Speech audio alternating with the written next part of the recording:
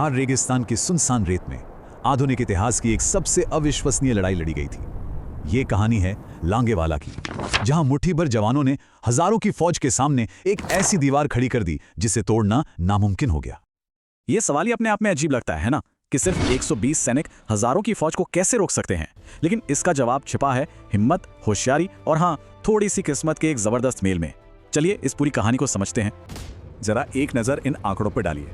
एक तरफ है भारत के सिर्फ 120 जवान और दूसरी तरफ पाकिस्तान के 2 से 3 हजार सैनिक और उनके साथ 40 से ज्यादा टैंकों का पूरा काफिला।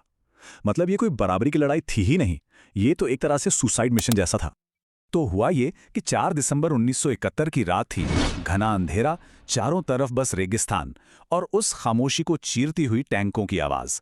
जब भारतीय गश्ती दल ने देखा कि उनकी छोटी सी पोस्ट की तरफ 1-2 नहीं बल्कि 20 किलोमीटर लंबा टैंकों का काफिला बढ़ रहा है, तो वो समझ गए कि कुछ बहुत बड़ा होने वाला है। उस वक्त मेजर कुलदीप सिंह चांदपुरी के सामने एक बहुत बड़ा फैसला था। हेडक्वार्टर्स से उन्हें कहा गया कि अगर वो चाहें तो पीछे हट सकते हैं, क्योंकि रात में कोई मदद नहीं पहुंच सकती थी। लेकिन मेजर चांदपुरी और उनके 120 साथियों ने एक ऐसा फैसला लिया जो इतिहास बनाने वाला था। उन्होंने लड़ने का फैसला किया। अब सवाल ये उठता है कि पाकिस्तान ने इस छोटी सी रेगिस्तानी चौकी पर इतना बड़ा हमला क्यों किया। दरअसल ये पाकिस्तान की एक बड़ी युद्ध रणनीति का हिस्सा था। उनका प्लान था कि पश्चिम में भारत का बड़ा इलाका जीत लो, ताकि पूर्व में यानी जो अब बांग्लादेश है वहां हो रही हार की भरपाई की जा सके। और लोंगेवाला उस प्लान का पहला कदम था।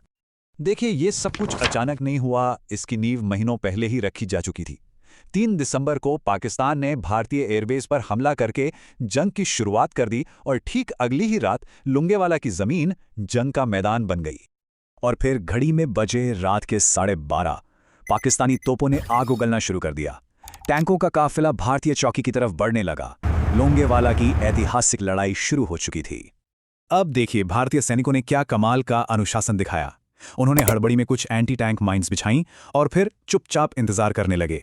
उन्होंने तब तक एक भी गोली नहीं चलाई जब तक कि पाकिस्तानी टैंक सिर्फ 15 मीटर दूर नहीं आ गए। और फिर पहला निशाना साधा गया और 2 टैंक वहीं के वहीं ढेर हो गए। लेकिन सोचिए, 40 से ज्यादा टैंकों में से सिर्फ 2 टैंक तबाह हुए। इससे हजारों की फौज कैसे रुक गई? आखिर ऐसा क्या हुआ उस रात कि पाकिस्तानी सेना का इतना बड़ा हमला अचानक ठप पड़ गया? यहीं पर कहानी में एक दिलचस्प मोड़ आता है। पाकिस्तानियों ने एक के बाद एक कई गलतियां की। उन्होंने एक मामूली कंटीले तार को खतरनाक माइनफील्ड समझ लिया और उसे पार करने में 2 घंटे बर्बाद कर दिए। फिर जब उनके टैंक सड़क से उतरकर आगे बढ़ने लगे तो वो नरम रेत में फंस गए। और सबसे बड़ी बात, जब भारतीय गोलों से टैंकों के फ्यूल टैंक में आग लगी तो अंधेरे में भारतीय सैनिकों को अपने टारगेट बिल्कुल साफ दिखने लगे। पूरी रात वो 120 जवान अकेले उस फौलादी फौज को रोके रहे। वो बस एक ही चीज का इंतजार कर रहे थे, सुबह की पहली किरण, क्योंकि वो जानते थे कि सुबह होते ही लड़ाई का पासा पलटने वाला है। और फिर सुबह हुई। सुबह होते ही पूरा खेल बदल गया। उस समय हमारे फाइटर जेट्स रात में उड़ान नहीं भर सकते थे, लेकिन जैसे ही सूरज निकला, भारतीय वायुसेना के हॉकर हंटर और मारुत जेट्स आसमान में थे और उन्होंने नीचे मौजूद पाकिस्तानी टैंकों पर कहर बरपाना शुरू कर दिया। अब पासा पूरी तरह पलट चुका था। सोचिए, खुला रेगिस्तान, नीचे रेत में फंसे टैंक और ऊपर से हमारे फाइटर जेट्स। पाकिस्तानी टैंकों के पास बचने का कोई रास्ता नहीं था। ये इतना एक तरफा हो गया था कि हमारे पायलटों ने बाद में इसे टर्की शूट का नाम दिया, यानी कि एक आसान शिकार। ये आंकड़े देखिए, ये बहुत कुछ कहते हैं।